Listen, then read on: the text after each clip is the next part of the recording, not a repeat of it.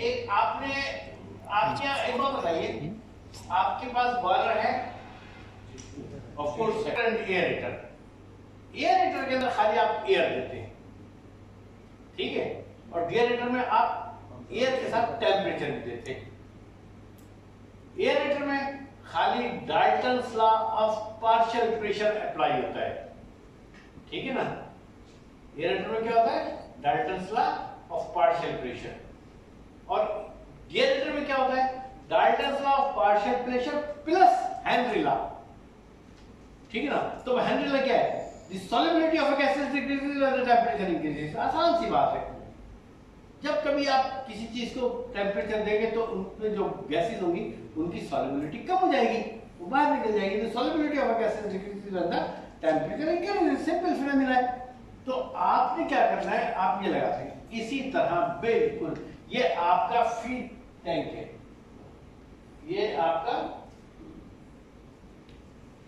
ये एक समझ लीजिए आप फीड टैंक है, ठीक है ना। और जिस तरह डिएरेटर में ये लगा होता है ना, ये देखिए आपको ये नजर आ रहा होगा, ये एक वेपर की जगह है। ये समझ लीजिए आप 10 से 15 टन कैपेसिटी के ऊपर डिपेंड करता है आपका पानी जितना है। अगर आपका ये जो है इसको हम कहेंगे एवापोरेटर, इसकी थिकनेस अगर 12 mm की है ना तो बहुत ज्यादा है। आप 12 mm का कोई एक इस तरह का वो एवापोरेटर ले लें, इसके अंदर जिस तरह कूलर के अंदर ट्यूब होती है ना, है ये ट्यूब पड़ी हुई, इन ट्यूब्स के अंदर क्या चीज है? आपके स्टीम है। जिस तरह फायर ट्यूब, दो तरह के बॉयलर होते हैं ना, एक होता है, एक को कहते हैं आप वाटर ट्यूब बॉयलर और एक को कहते हैं फायर ट्यूब बॉयलर। फर्क सिर्फ ये होता है कि वाटर ट्यूब के अंदर जो ट्यूबें होती है उनको क्या कहते हैं? हम दो तरह की ट्यूब होती हैं। एक ट्यूब को कहते हैं हम डाउन कवर्स, जिसके अंदर पानी होता है, ठीक है। और दूसरी कौन सी होती है? उसको हम कहते हैं अपराइजर। अपराइजर कौन सी होती है? जिसमें स्टीम जनरेट होती है, ठीक है। तो वाटर ट्यूब के अंदर ये सिलसिला होता है कि ट्यूबों के अंदर पानी होता है और फ्लेम जो है या कंबशन प्रोसेस बाहर होता है। आप समझ जाएंगे बात? बाहर होता है बिल्कुल, और ट्यूबों के अंदर पानी होता है। यहां ये सूरत हाल है कि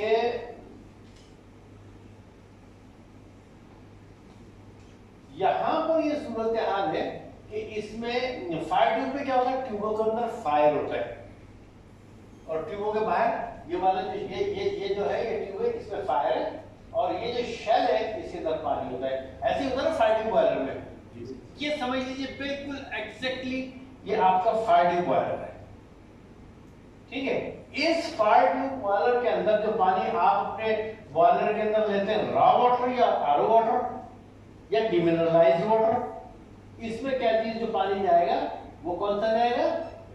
जो आपका साल्ट रिकवरी वाला पानी है, जिसके टीडीएस 30 से 40 हजार है, इसके अंदर वो पानी जाएगा। ये बिल्कुल कंसीडर कर लें आप आसान मैथमेटिक्स में, आसान अल्फाज में, कि ये आपका एक फायर ट्यूब बॉयलर है। जिस तरह फायर ट्यूब बॉयलर के अंदर ड्रेन होता है, ये ड्रेन है, यहाँ से स्टीम उठ रही है, ये स्टीम है। इसी के अंदर आप स्टीम के साथ, क्योंकि बॉयलर का टेम्परेचर आपका बादों का 240 भी होता है और आप पता नहीं 200 भी चलाते हैं, 220 भी चलाते हैं, व्हाटएवर यू हैव, लेकिन ये कि उसमें चूंकि टेम्परेचर ज्यादा होता है, मोर देन 200 डिग्री सेल्सियस होता है, इसमें इतना टेम्परेचर नहीं होगा। तो उसके अंदर क्या होता है कि आप लगाते हैं साइक्लोन सेपरेटर, ठीक है। क्या लगाते हैं? बॉयलर के अंदर साइक्लोन। अगर आपके लगा हुआ नहीं तो आपको लगाना चाहिए साइक्लोन सेपरेटर। उसका काम क्या होता है कि ये जो यहाँ से पानी है ना, इसके अंदर ये बॉयलर के अंदर ये स्टीम जब उठती है ना, तो स्टीम के साथ ये वाटर मॉलिक्यूल अपने साथ लेके यहाँ से बाहर निकल जाता है। ये आपके नुकसान जो होता है। तो यहाँ पर से हमको तो वेपर्स ही बना रहे हैं ना, हम स्टीम तो नहीं बना रहे। तो यहाँ पर जो आपके पास इन ट्यूबों के अंदर फायर ट्यूब के अंदर, इसके अंदर फायर होती है, आपने इन ट्यूबों के अंदर क्या डालना है? Blade steam. Blade steam bleed stream कौन सी है? जो आपका काम करके फारिग हो चुकी है। बहुत सारी जगह पे मैंने देखा है, मतलब इंडस्ट्रीज में निकल रही होती है, बहुत जगह निकल रही होती है ब्लीड स्ट्रीम। आपने वो ब्लीड स्ट्रीम इन जो है ट्यूबों के अंदर आपने वो डाल देनी है। तो क्या होगा, वो ट्यूब यहाँ से आपने उसमें अगर इन किया ब्लीड स्ट्रीम, तो यहाँ से ट्यूबों के अंदर उसने सर्कुलेट किया और आखिर में आके वहां से ये आ गई। तो ये जो स्ट्रीम आपने देखी ब्लीड स्ट्रीम, ये कंडेंस होकर यहाँ एक आप जमा कर लें यहाँ पे। तो इससे क्या होगा कि ये आपकी स्ट्रीम आप दोबारा बॉयलर में इस्तेमाल कर सकते हैं। ऐसे ही ना, मतलब ये वाटर आप दोबारा इस्तेमाल कर सकते हैं, कंडेंस वाटर है ये, तो आप इसको इस्तेमाल कर सकते हैं। तो ये आ गया यहाँ पर। अच्छा, जो वेपर्स बने उनको आपने यहाँ से जो वेपर्स बनेंगे, जो आप हम इसको साल्ट रिकवरी कह रहे हैं, इसमें जो वेपर्स बनेंगे ना, वो आप किसी भी जगह अगर कलेक्ट कर लेंगे तो वो भी आपकी कंडेंस वाटर होगा, जिसके टीडीएस अराउंड मैं समझता हूँ कि 10, 12, 15 इससे ज़्यादा नहीं। और उसके अंदर कोई भी चीज़ भी होगी, अगर कोई चीज़ इसके अंदर हो सकती है तो वो हो सकती है थोड़ी बहुत क्वांटिटी होगी सोडियम की, अगर ये यहाँ से कैरी ओवर हो। लेकिन चूंकि आपका टेम्परेचर ही ब्लीड स्टीम का 110, 115 मैक्सिमम 120 सेल्सियस तक होगा, तो इतने टेम्परेचर पर आपकी सोडियम जो है वो लिटाइल नहीं हो सकता। इसलिए यहाँ पर कोई इस किस्म की इम्प्योरिटीज आने का कोई भी इम्कान नहीं, कोई पॉसिबिलिटी नहीं है। तो उसमें सिर्फ ये होगा कि यहाँ पर जो पानी आपको मिलेगा ये इसके वेपर्स का, इसके टीडीएस भी कम होगा, इसके अंदर कोई किसी भी किस्म का टॉक्सिक मेटल भी नहीं होगा, तो ये चीज़ें नहीं होगी। तो जितना पानी बनेगा तो आप इसको रिसाइकिल करके, रिसाइकिल भी करने की जरूरत नहीं। आप जो आरओ का पानी बनाते हैं उसके कितने रखते हैं टीडीएस आरओ के आउटलेट पे, प्रोडक्शन पे 50। और अगर आपको ये वाला पानी जो मिल रहा है यहाँ पर, ये इसमें से 50 के बजाय इसके 10 हो, तो ये ज्यादा बेहतर है, वो ज्यादा बेहतर है? फिर भेज दीजिए, इसको निकालिए, इसमें से सैंपल बनाइए और निकालिए, और निकाल के स्विट्जरलैंड भेज दीजिए। उन्हें बताइए कि ये पानी है हमारा, ये हमारा एक वाटर है, ठीक है, इसमें आप चेक कर लें, इसको micro with respect to microbiological analysis कर लें, मेटल एनालिसिस कर लें, व्हाटएवर जो उनके रिक्वायरमेंट है, दुनिया भर के वो उस पर सब कुछ कर सकते हैं। और उसके बाद जब वो आपको कहेंगे कि इसके अंदर कुछ भी नहीं, तो आप क्या कर सकते हैं, उस पानी इस्तेमाल कर सकते हैं, अपनी प्रोडक्शन में इस्तेमाल कर सकते हैं बेहतरीन क्वालिटी का। अच्छा, चूंकि इसके अंदर टेम्परेचर होगा तो इसके अंदर माइक्रोबायोलॉजिकल ऑर्गेनिज्म जो कमर्शियल नॉन कमर्शियल है वो तो खत्म हो जाएंगे, कमर्शियल कुछ रहेंगे उसको आप खत्म कर सकते हैं हाइड्रोक्लोराइड से, व्हाटएवर आप क्लोरीन गैस इस्तेमाल करते हैं, जो भी करते हैं, आप जब प्रोसेस करें इस पानी को दोबारा जमा करें, ठीक है।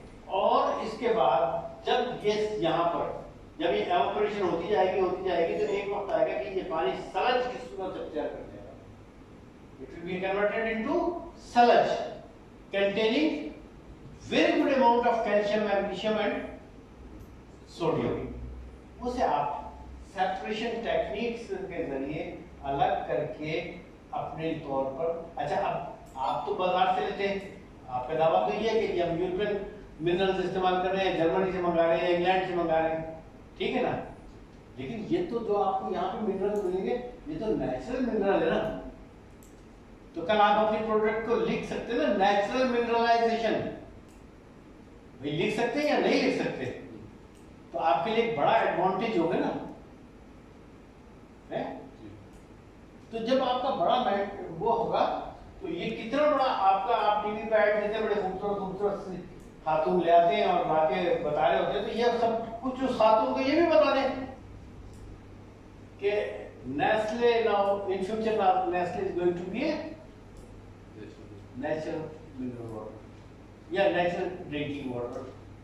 अपनी मिकदार इसमें लेते हैं, इसको टेस्ट करें, आपके पास अपनी लैब में जो कमी लैब में है वो हमने कोशिश की पूरी करने की, और अगर नहीं करेंगे फिर आप डायरेक्ट हम पनिश भी करेंगे, और मेरा ख्याल है कि जरूरत भी नहीं है पनिश की, क्योंकि देखिए जब इंसान को कोई चीज समझ नहीं आती ना तो गड़बड़ वो करता है, जब समझ नहीं आती, जब समझ आ जाती है ना उसे तो फिर दिलचस्पी पैदा हो जाती है। मैं चाहता हूँ आपकी दिलचस्पी पैदा हो, और दिलचस्पी जब पैदा होगी जब समझ में आ जाएगी, वरना मैं 6 घंटे भी यहाँ बैठ के बताता रहूँ ना आपको तो शायद आपकी समझ में नहीं आएगी बात।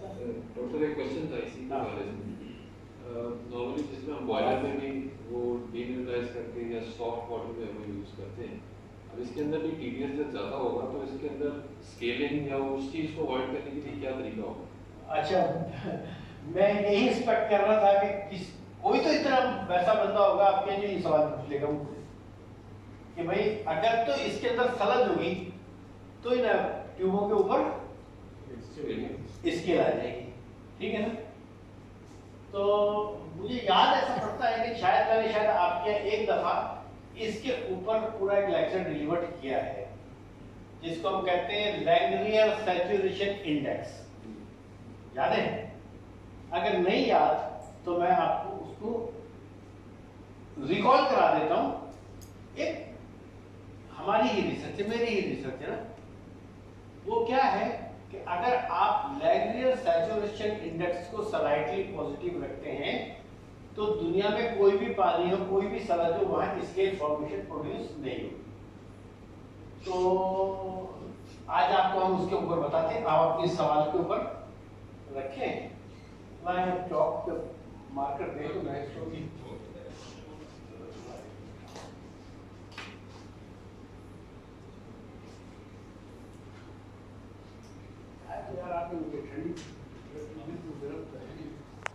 एवापोरेटर को आपकी आसानी के लिए बॉयलर कह दूं तो आप समझते हैं ज्यादा आसानी से। शायद एवापोरेटर मुश्किल होता है आपके लिए, या आपने देखे हैं कहीं?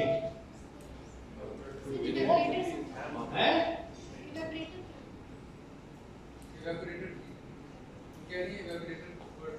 एवापोरेटर ठीक है, समझ में आ रहा है ना हमारे। अब आपने यहां से देखे इसके ऊपर ब्लीड स्टीम दी, ठीक है ना।